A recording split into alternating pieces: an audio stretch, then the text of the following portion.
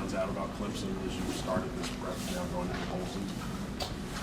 Yeah, I mean it's an offense that understands what they want to be, and they've got really talented running backs, a quarterback that boy, that's not me. There we go. I mean, we'll start that one over. Yeah, Yep. are we good, or is it? We're good. Do we still have BBN tonight? All right. Yeah.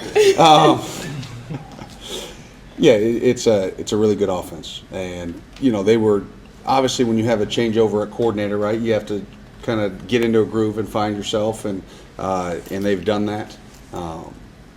And the two running backs are really, really talented players. They stand out. Their ability to get downhill, their ability in the passing game, sort of the short passing game. Not only do they run the ball really efficiently, both zone and gap scheme, really do a nice job with their GT. The O-linemen, work together well, but then they spread that ball out, really more horizontally, really get you spread out. They can get the ball out fast. They can go screens, but then when they need to, they can push it vertical. Again, the quarterback makes a lot of plays happen with his legs as well. I don't know if he gets enough credit for how athletic he is. You see him pull away from some guys when he's scrambling, so you've got to do a nice job understanding pocket control. He makes some plays on third down, extending plays, and so we've got to do a good job with that. Obviously, we face some quarterbacks and that have made some plays on third down, so we've got to sort of glean from that in the past and get off. Is tempo a big thing with them? It seems like a top 10 plays per game. Yeah, it's really interesting is the pace of play isn't necessarily like the crazy speed. Now, they do have tempo, don't get me wrong, but they're just consistently above sort of average in terms of pace. The ball, time of when it gets snapped, I sort of consider tempo right around if it's 20 or plus more on the play clock, that is tempo. And they're hovering around that. It's not like they're sitting there at the 31, 32, just rocket speed type pace, but they're just consistent in terms of, they get to the line, they're efficient, they make a check with me if they need it, and then they're off and running. So they understand what to do. So they end up getting a lot of plays. They're also really efficient in terms of churning out drives. And so, we've got to do a good job of handling that, being able to create multiple looks at times, but not get ourselves in bad situation when they do want to snap it quick. In this day and age of college football, how hard is it to kind of scout these teams with all the opt-outs and the transfer portal and all that type of stuff? Yeah, there's some of that you have to do, and every team has to do it. When you go into a bowl game, and certain guys that maybe they had throughout the season aren't there, for the bowl game, but that's part of it. But offensively, more specific on their team, and they're pretty much intact. Obviously there's a receiver and a tight end that,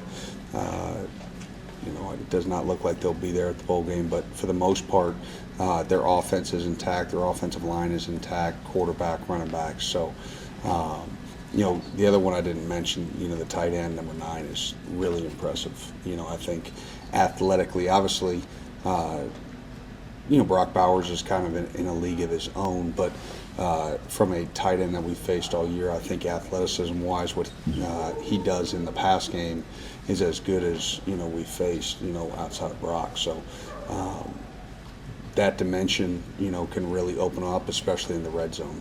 Right, you lose Trevor to the draft. Just how do you feel about the depth at that second level moving into the offseason? Well, the nice thing is you don't have to play games in the off season, so it's a long way till next September. The thing that we have to worry about is December 29th, and then once we hit December 30th, you hit the pause button a little bit and you look at what you have. Obviously, tomorrow is a really exciting day for everybody in the building. You sort of National Signing Day, get to understand what the future of your program will look like. But in this environment, it's sort of an ever-changing sort of a roster environment, there's time. What the roster looks like on the 30th of December is probably not exactly what it'll look like, when we kick off August 31st. So we've got a long time before that starts. But yeah, so we'll address all aspects of the defense, from scheme, from personnel to depth, all those things. Yesterday, Jameson Dunn seemed like he got a bunch of playing time against Louisville with Drew leaving. How big of a role, both in the bowl game and moving forward, hit him on this defense?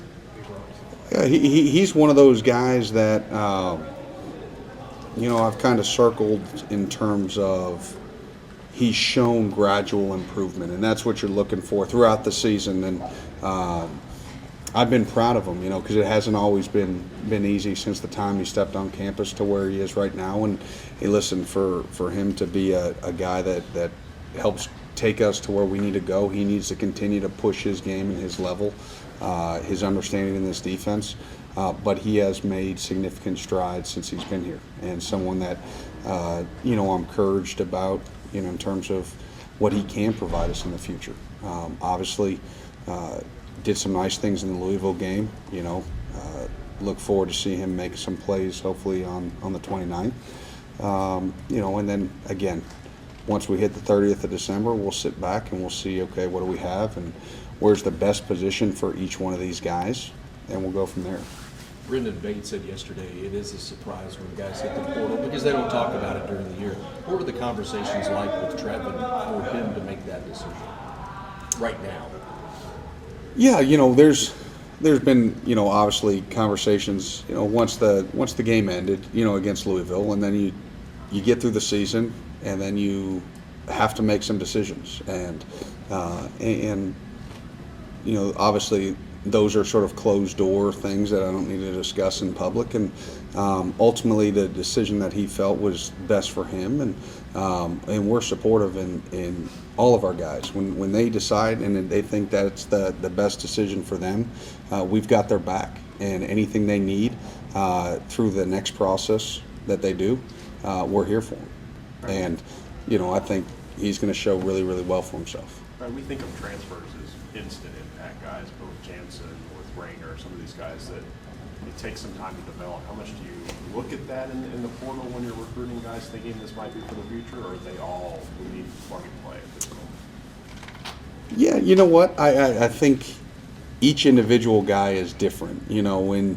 If you're taking a young man that has multiple years, I think there's some that you take more of the long game approach with. Now, everybody wants instant success, and hey, listen, sometimes you can get a guy that has multiple years and he can walk right in and it's great. You look at Zion, for example, right? And it wasn't, pop in the microwave, instant popcorn. I mean,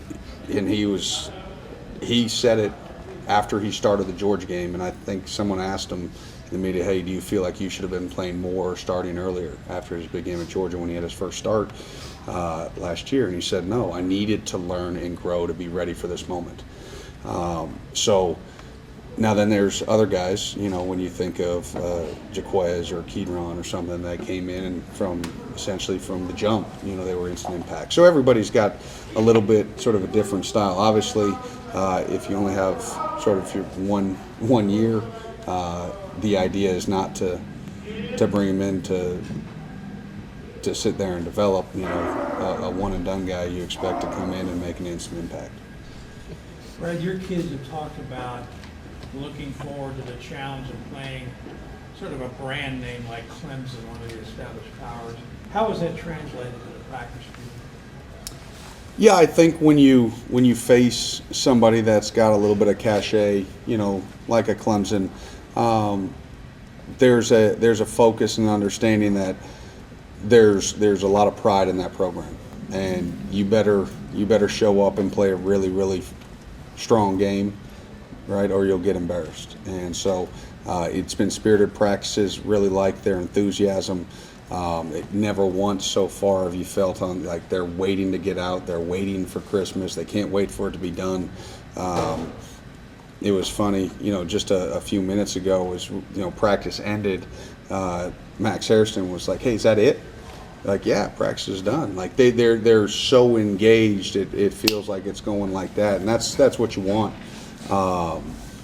And so,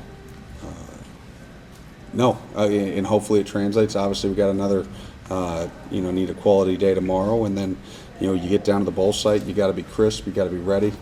New environment, you're at a different practice field. You try to keep things, as similar as you can to a game week, but we talk about it all the time, right? It's the first game, it's the bowl game. You worry about tackling, you worry about all those kind of things, making sure communication's there, conditioning. They've been off for so many weeks. Those first couple of drives will hit your lungs pretty hard.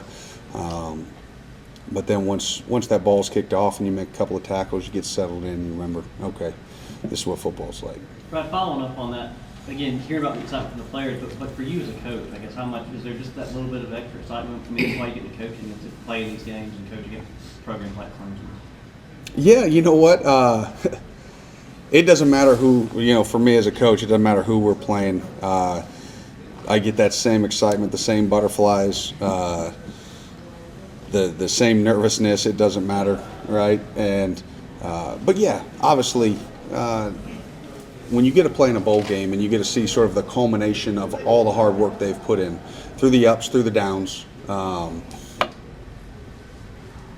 Coach talks about it. The last 2 weeks, right? Louisville and a bowl game. So the last 2 games we get to play this year, both come with a trophy, and you want to be the ones freaking carrying the trophy off the field. And we've gotten the first one, and now it's about getting the second, because now the rest of the year, and I said last year was the first time since I've been here that we didn't, and you have to carry that throughout the entire offseason. And it's not a weight, it's not a burden that you like to carry. It's not a stigma that you want. So everybody understands that's been in this program, and then they've let the ones that know that haven't. Our standard is to go out there and win that game and be celebrating, at the end. Talk so much about complementary football this year, and last year in the bowl game, the offense was shorthanded, obviously. With most of those weapons there, does it feel like, all right, there's a little different attitude going into this game where the defense doesn't have to pitch a shutout per se like last year, because the offense just wasn't going to be there? Yeah, here's a really loaded question there. No, I don't think the defense in any shape or fashion feels any different than last year. We went into last year, understanding that we were going up against a really good defense, and there was a chance it would be a sort of a low-scoring affair, and it's the same thing here. They've got a really good defense on their side of the football. Obviously, we're extremely confident in what our offense can do and produce, but at any point, if you sort of let your guard down and say, okay, we're going to let the offense carry this thing, you're going to get a lot of points hung on you.